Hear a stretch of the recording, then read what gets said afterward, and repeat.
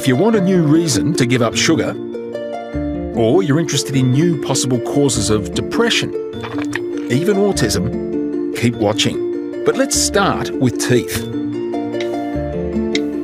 These are the latest expensive high-tech tools for teaching future dentists. And they're quite remarkable. This is a virtual reality simulation of a mouth, well, of a tooth at least. This is the dentist drill. This is the mirror. Now, on the outside world here, they don't look like much, but pop on the 3D glasses, and in the virtual world, they look remarkably realistic. And best of all, I can actually push down on the tooth here and feel it because of the pressure feedback to the instrument. It's incredible. As a society, we spend a staggering amount looking after our teeth. You might think dentistry is a triumph of human progress. But is it? Judging by skeletons from the past, our hunting and gathering relatives simply didn't need dentists. The hunter-gatherer teeth are just much better. They have full mouths of teeth, they're not decayed, they don't have periodontal disease. Scientists at the University of Adelaide have found this by analysing hundreds of skeletons dating back thousands of years. Our teeth went bad when farming began 10,000 years ago. When we looked at the actual state of health of the individuals, you're looking at tons and tons of jaws and teeth, you start getting a pretty good feeling for how these people were living. And some of the early farmers, nasty, nasty ways to live. Huge holes, ulcers, this is not good stuff. The problem was our diet changed with farming.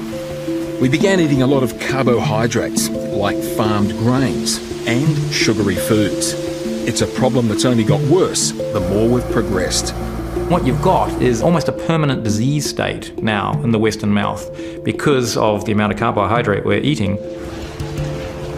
We all know that sugar's bad for our teeth, but the health implications of eating a lot of sweet food are much, much greater than that.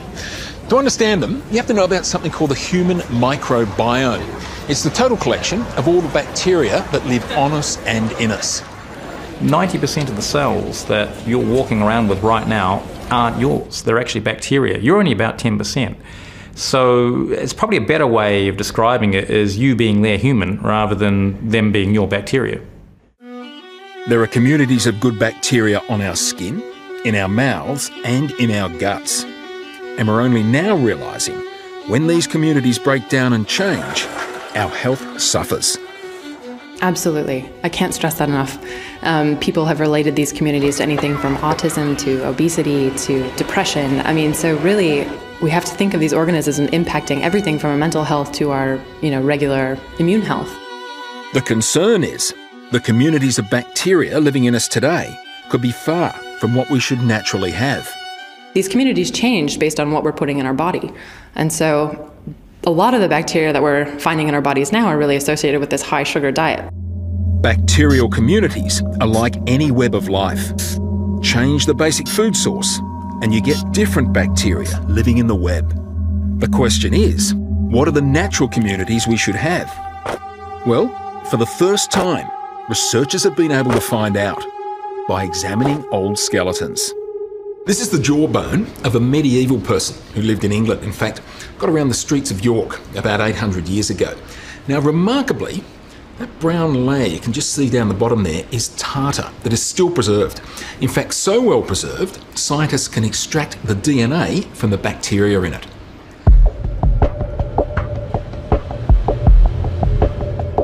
That allows them to identify the specific bacteria on the teeth.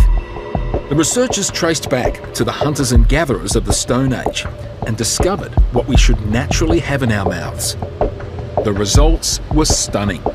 The communities were very different.